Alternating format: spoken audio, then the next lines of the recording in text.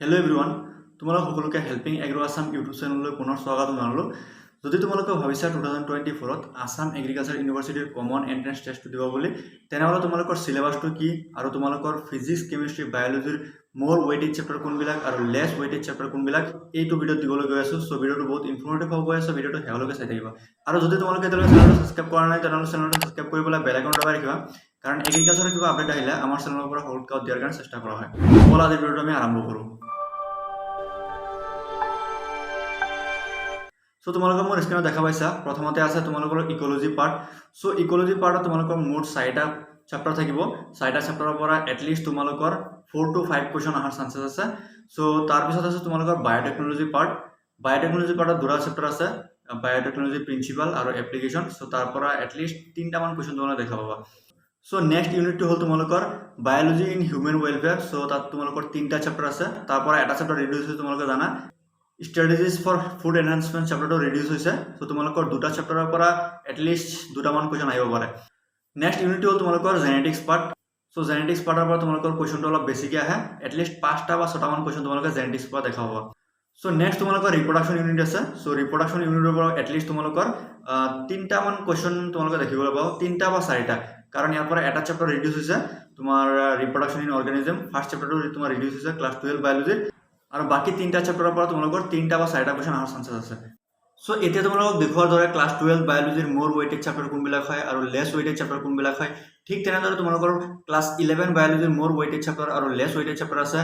তেনেদৰে ফিজিক্স, কেমিষ্ট্ৰিৰ 11 আৰু 12ৰ মোৰ ৱেইটেড চেপ্টাৰ কোনবিলাক হয় আৰু লেছ ৱেইটেড চেপ্টাৰ কোনবিলাক হয় তোমালোকক দেখুৱাৰ কাৰণে আমি লৈ আহিছোঁ তোমালোকৰ এটা ক্ৰেছ কোৰ্চ। যোনটো ক্ৰেছ কোৰ্চত তোমালোকৰ ডেইলি ফিজিক্স, কেমিষ্ট্ৰি আৰু বায়'লজিৰ এটা ক্লাছ দিয়া হ'ব। যোনটো ক্লাছত তোমালোকৰ প্ৰিভিয়াছ ইয়েৰত কেনেকুৱা টাইপৰ কুৱেশ্যন আহিছিলে সেইটো ডিছকাছ কৰা হ'ব। লগতে তোমালোকৰ অহা CT পৰীক্ষাত কেনেকুৱা টাইপৰ কুৱেশ্যন আহিব সেইটোৰ বিষয়ে তোমালোকক আমি প্ৰিপেয়াৰ কৰাম। সো তাৰ বাবে আমাৰ ক্ৰেছ কোৰ্চটোৰ প্ৰাইচ হ'ল 1199 টকা, কিন্তু মোৰ এটা কুপন কোড আছে HAA200, স্ক্ৰীনত দেখা পাইছা। এই কুপন কোডটো ইউজ কৰিলে তোমালোকে ইনষ্টেণ্ট 200 ৰুপিজ এটা ডিছকাউণ্ট পাবা। সো তোমালোকে কোৰ্চটো বাই কৰিব পাৰিবা 999 টকা দি। সো যদি তোমালোকে ইণ্টাৰেষ্টেড আছে তেনেহ'লে ভিডিঅ' ডেছক্ৰিপশ্যনত লিংক থাকিব, গৈ পেলাই চেক আউট কৰিব পাৰিবা। আৰু সোনকালে তোমালোকে ক্ৰেছ কোৰ্চটো লৈ লোৱা, কাৰণ এতিয়ালৈকে বেছি চিলেবাছ পঢ়োৱা হোৱা নাই। মোৰ স্ক্ৰীনত দেখা পাইছা, যিহেতু ক্লাছ 12 বায়'লজি মই নিজে পঢ়াই আছোঁ। সো তোমালোকৰ 3টামান চেপ্টাৰ পঢ়াইছোঁ এতিয়ালৈকে। সো তোমালোকৰ এতিয়াও টাইম আছে, তোমালোকে ক্ৰেছ কোৰ্চটো জইন কৰি লোৱা। যেতিয়া তোমালোকৰ চিলেবাছটো কমপ্লিট হ'ব তেতিয়া আমি তোমালোকক কুৱেশ্যন প্ৰেক্টিছ কৰাম। সো তোমালোকে যিমান সোনকালে পাৰা ক্ৰেছ কোৰ্চটো লৈ ল'ব ট্ৰাই কৰা। সো ফিজিক্সৰ কাৰণে তোমালোকক কিছুমান টপিক দেখাম, যোনটো টপিকৰ পৰা তোমালোকৰ CT পৰীক্ষাত কুৱেশ্যন আহিব। ইউনিট 1ত তোমালোকে দেখা পাইছা physical units of measurement, various system of units, SI system, dimensions of physical quantities, thermodynamic variables, laws of thermodynamics, mode of heat transfer, electromagnetic wave, radioactive radiations and their classifications, application of radioactivity, use of radioisotopes as a tracer in agriculture, industry and medicine. So এইকেইটা হ'ল তোমালোকৰ ফিজিক্সৰ important topic, যোনটো টপিকৰ পৰা তোমালোকৰ CT পৰীক্ষাত questions আহে।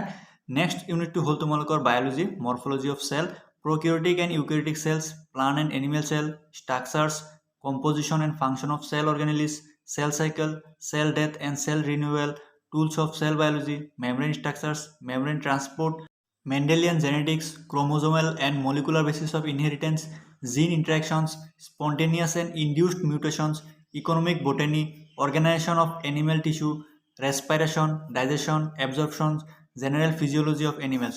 So এইকেইটা হ'ল তোমালোকৰ ইম্পৰ্টেণ্ট টপিক, কিন্তু তাৰ পৰা তোমালোকৰ কিছুমান ৰিডিউচ হৈছে, যেনে ডাইজেশ্যন এবজৰ্পশ্যনৰ পৰা কিছুমান কুৱেশ্যন তোমালোকৰ নাহিব পাৰে, কাৰণ এইটো তোমালোকৰ ৰিডিউচ চিলেবাছ। ইউনিট 3 আছে general characteristics of viruses, bacteria, fungi, Algi, east, molds and their economic importance, control and food safety, microbial growth and nutrition, microbiological standards, general principles of food preservation. So এইকেইটা তোমালোকৰ বায়'লজিৰ part.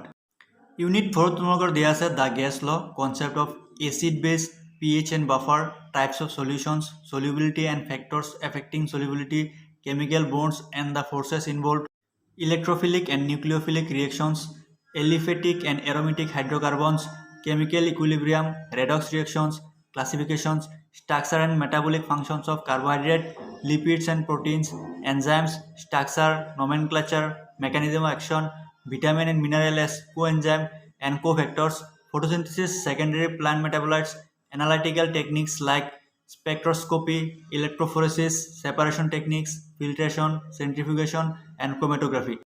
Unit 5 তোমালোকৰ দিয়া আছে structure and function of nucleic acids, genes and genomic organization, DNA replication, transcription and translation, recombinant DNA technology, recent developments in genetic engineering, gene therapy, ELISA, plant animal, cell and tissue culture, DNA fingerprinting, molecular biology techniques.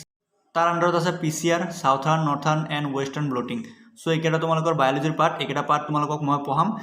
চ' ইয়াৰ ভিতৰত যদি কিছুমান তোমালোকৰ reduce চিলেবাছৰ পৰা topic থাকে তেনেহ'লে তোমালোকে সেইকেইটা skip কৰিব পাৰা। আৰু আমাৰ ক্ৰেছ কোৰ্ছত তোমালোকক জনাই দিম কোনকেইটা ৰিডিউচ চিলেবাছ আৰু কোনকেইটা পঢ়িব লাগিব বা কোনকেইটা পঢ়িব নালাগে, কোনকেইটা বেছি ইম্পৰ্টেণ্ট।